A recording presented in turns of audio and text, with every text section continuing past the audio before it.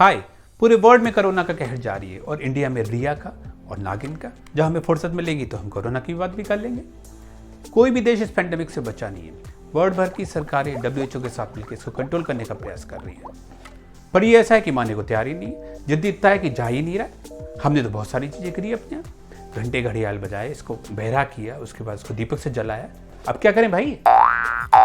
Doctors, nurses और hospital के अलावा हमारे पास एक बहुत बड़ा हथियार है, वो है डेटा। से मालूम पड़ता है हमें बहुत इंपॉर्टेंट इंडिकेटर्स के बारे में, जिसका इस्तेमाल करके हम पॉलिसी डिसीजन ले सकते हैं, हम प्रिवेंटिव मेजर डिज़ाइन कर सकते हैं, जो ना कि फिर बीमारी को फैलने से रोकेगी बल्कि उसको कंट्रोल करने में भी हेल्प करेगी। पर क्या अकेले पॉलिसी मेकर्स को इसका ज्ञान होना जरूरी है? ना।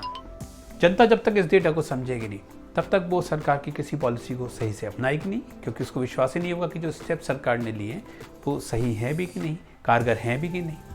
और हमारे यहाँ तो बहुत ही मजा हो रहा है। सरकार अपनी पॉलिसी बना रही है और जनता अपनी पॉलिसी बना रही है। अनफॉर्चुनेटली जैसे जैसे मर्ज बढ़ता गया, सरकारों ने नई दवा निकाल ली, डेटा को छुपाना, कंसील करना। पर क्या इससे कुछ फायदा होने वाला है? सिर्फ इतना होगा कि व्हाट्सएप यूनिवर्सिटी जो है फिर सक्रिय हो जाएगी, अफवाहों का बाजार गर्म हो जाएगा। जैसे अभी जो चल रहा है, यानी हमारे यहाँ 7 स्ट्रेन थे और उनमें से 5 स्ट्रेन कोरोना वायरस के गायब हो चुके हैं। और ये भी चल रहा है कि जितने ज़्यादा टेस्ट करेंगे उतने ज़्यादा हमें केसेस मालूम पड़ेंगे। क्या वास्तव में ऐसा ही है? तो आज की वीडियो में हम बात करेंगे उन्हीं इंपॉर्टेंट इंडिकेटर्स के बारे में, जिनकी जानकारी आपको भी सही निर्णय लेने में मदद करेगी। हमारे चैनल को सब्सक्राइब करना मत भूलिएगा, इस वीडियो को लाइक करिएगा, शेयर करिएगा और कमेंट करके हमको ये भी बताइएगा कि आपको कैसा लगा। आप हमसे हमारे इंस्टाग्राम अकाउंट पे भी जुड़ सकते हैं। ज़्यादातर कोविड मॉडल सायर पे काम करते हैं और इन्हीं 4 स्टेज में लोगों का लेखा जोखा रखते हैं। ससेप्टेबल यानी कि वो लोग जिनको इस बीमारी होने का सबसे ज़्यादा खतरा है। एक्सपोज यानी कि वो लोग जो किसी संक्रमित व्यक्ति के संपर्क में आ चुके हैं। तीसरा है इन्फेक्शियस यानी वो लोग जो अब इस संक्रमण को फैला सकते हैं। और चौथा है रिकवरी यानी कि वो लोग जो अब इस बीमारी से रिकवर हो चुके हैं। अलार्म को 10 बार स्नूज करके उठने के बाद सबसे पहला काम जो हम करते हैं वो है न्यूज़पेपर चेक करते हैं कितने केसेस आज बढ़े हैं। पर पिक्चर अभी बाकी है मेरे दोस्त, और भी बहुत सारी चीज़ें जिसे समझना जरूरी है।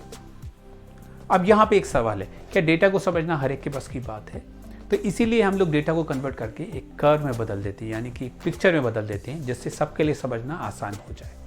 कोविड के केस में एक्स एक्सिस यानी कि जो हॉरिजॉन्टल एक्सिस है उस पर दिखाते हैं नंबर ऑफ डेज, और जो वाई एक्सिस है यानी कि जो वर्टिकल एक्सिस है उस पर दिखाए जाते हैं नंबर ऑफ केसेस, या रिकवर्ड पेशेंट भी दिखाए जा सकते हैं। अब ये जो नंबर्स हैं इनको हम लोग कहते हैं स्केल, और हमारे पास 2 तरीके के स्केल होते हैं इन नंबर्स को दिखाने के लिए, एक लॉग स्केल और दूसरा है लीनियर स्केल।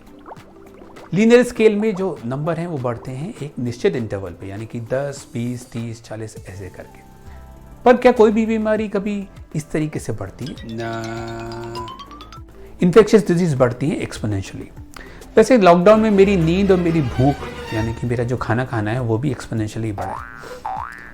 तो जो लीनियर कर्व है उसमें अगर आप इस डेटा को दिखाएंगे तो क्या है, वो ऊपर जाता आपको दिखाई पड़ेगा और फिर एक टाइम बाद वो सीधी लाइन हो जाएगी। यानी कि आपको ऐसा लगेगा कि जो भी सरकारें कर रही हैं, यानी कि जो भी मेजर्स लिए गए हैं वो बिल्कुल भी इफेक्टिव नहीं है और उनका कुछ भी काम नहीं हो रहा है। इससे क्या है, गलत मैसेज भी जा सकता है और लोग शायद उसको मानना ही बंद कर दें।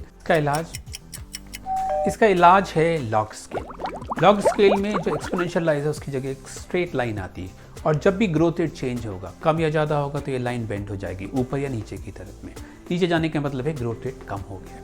तो जब भी हमें ग्रोथ रेट दिखाना हो तो हम लॉग स्केल का इस्तेमाल करते हैं, जहाँ पे कोई भी मल्टीपल जो है, जो स्केल है उसमें फैक्टर बढ़ता है किसी मल्टीपल से। मान लीजिए 10 से बढ़ सकता है या उसकी जगह कोई और भी नंबर हो सकता है। आइए समझते हैं एक फिगर के जरिए। पहला चित्र अगर आप देखेंगे तो आपको मालूम पड़ेगा इटली और अमेरिका दोनों एक ही रफ्तार से बढ़ रहे हैं। पर जबकि आप दूसरा चित्र देखेंगे तब आपको मालूम पड़ेगा, ये लॉग स्केल पे बना हुआ है, और इस पे मालूम पड़ेगा कि जो इटली का ग्रोथ रेट है, जो एक्सपोनेंशियल लाइज था, वो अब कम हो गया है, और वो अब जो कम होके बेंड हो रहा है नीचे की साइड में, यानी कि जो इंक्रीजिंग का रेट था वो कम हो गया है। जबकि यूएस के केस में ऐसा नहीं है, उसकी जो लाइन है वो अब ऊपर की तरफ जा रही है। इसका मतलब क्या है? इसका मतलब ये है कि जो स्टेप्स लिए गए हैं वो काफ़ी नहीं है और वहाँ पे डिजीज़ अभी भी फैल रही है। इसका एक मतलब ये भी हो सकता है कि वहाँ पे अब टेस्ट का रेट बढ़ गया है। अब कर्व की तो बात आ गई, पर इसका डेटा कहाँ से आएगा? डेटा आएगा टेस्ट करने से, यानी कि टेस्ट करने से मालूम पड़ेगा कि कौन से कन्फर्म केसेस हैं, किसको ये बीमारी है। उससे एक फ़ायदा और है, हम उन लोगों को आइसोलेट कर सकते हैं और इस बीमारी के जो स्प्रेड है उसको रोक सकते हैं। टेस्टिंग का एक और बड़ा इंपॉर्टेंस जो है वो ये है कि उससे सर्विलांस की जाती है और ऐसे केसेस को पता करते हैं जो एसिम्प्टोमेटिक हों या जिनमें बहुत माइल्ड सिम्टम हो। ये पब्लिक ऑफिशियल्स को और इंडिविजुअल को बहुत अच्छे और सही कदम उठाने के लिए गाइड करता है। इसके साथ साथ टेस्टिंग के साथ एक बहुत इंपॉर्टेंट चीज़ है, वो है रिपोर्ट का टाइम पे आना, जो कि एक समस्या है। अगर रिपोर्ट टाइम पे नहीं आएगी तो हम इस स्प्रेड को कम नहीं कर सकते। मान लीजिए किसी दिन कुछ लैब बंद हो जाए तो क्या होगा, नंबर ऑफ जो केसेस हैं वो कम हो जाएंगे, पर इसका असर आपको अगले दिन दिखाई पड़ेगा, क्योंकि जब वो लैब खोलेंगी तो पुराने दिन के केसेस को भी लेंगी, तो आपको एकदम से स्पाइक दिखाई पड़ेगा। जैसा कि हम इस कर्व में भी देख सकते हैं कि यहाँ पे वैली है, स्पाइक है, वैली स्पाइक है, बहुत ही अनइवन सा कर्व है। तो इससे हम क्या डिसीजन निकाल सकते हैं? इसको चीज़ को बचने के लिए, अननेसेसरी फ्लक्चुएशन को बचने के लिए हम 7 डे मूविंग एवरेजेस का इस्तेमाल करते हैं। 7 डे मूविंग एवरेजेस में हम इस्तेमाल करते हैं पिछले 7 दिन के औसत का। इससे हमारा कर्व में अननेसेसरी जो फ्लक्चुएशंस होते हैं वो गायब हो जाते हैं। कभी कभी गवर्नमेंट जो है वो रिपोर्टिंग का मेथड भी या तरीका भी चेंज कर देती है, जिसकी वजह से भी स्क्यूड हो जाता है डेटा। टेस्टिंग से जुड़ा है पॉजिटिविटी रेट, यानी कि कितने लोग संक्रमित हैं। परसेंटेज पॉजिटिव से मोटा मोटा हमें ये मालूम पड़ता है कि हमारे इन्फेक्शन कितना फैला हुआ है और हम उसके हिसाब से टेस्ट कर रहे हैं कि नहीं कर रहे हैं। यानी कि बहुत सारे अनडिटेक्टेड केस जिनको हमने पहले डिटेक्ट नहीं किया है, थोड़े से ही टेस्ट करने पे हमें केस मिला, तो इसका मतलब हम टेस्टिंग जो है वो एडिक्वेट नहीं है, यानी कि हमें टेस्टिंग बढ़ानी चाहिए। हायर परसेंटेज पॉजिटिव का मतलब ये है कि जो हम तरीके अपनाए हुए हैं उनको हमें जारी रखना चाहिए, क्योंकि अभी उनकी ज़रूरत है। पर हाई मतलब कितना हाई? अगर 5% से ज़्यादा पॉजिटिविटी रेट है तो खतरनाक है WHO के हिसाब से। अगर आपको लॉकडाउन को ईज करना है तो 5% से पॉजिटिविटी रेट कम होना चाहिए, वो भी 14 दिन के लिए। भारत में ऐसा नहीं हुआ, हमारा रेट 5% से ज़्यादा है, फिर भी हमारे यहाँ लॉकडाउन खोल दिया गया। इसी से जुड़ा हुआ है टेस्ट पर 1000 पीपल और टेस्ट पर कन्फर्म केसेस, यानी कि एक केस को पकड़ने के लिए हमें कितने टेस्ट करने पड़े। अगर ये कम है तो इसका मतलब हम एडिक्वेटली टेस्ट नहीं कर रहे हैं।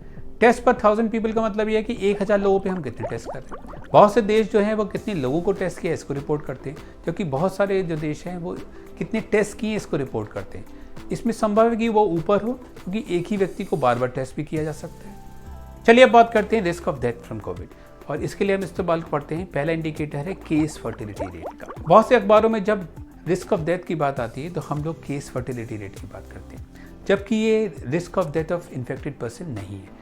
इसमें हम क्या करते हैं कि जो भी इन्फेक्टेड पर्सन जिसकी डेथ हो गई है उसको डिवाइड करते हैं जितने भी लोग कोविड हुआ है, यानी कि वो लोग जिनको लैब से कंफर्म हुआ है कि उनको कोरोना वायरस हुआ है, सारे केसेस नहीं, तो इसकी वैल्यू ज़्यादा भी हो सकती है।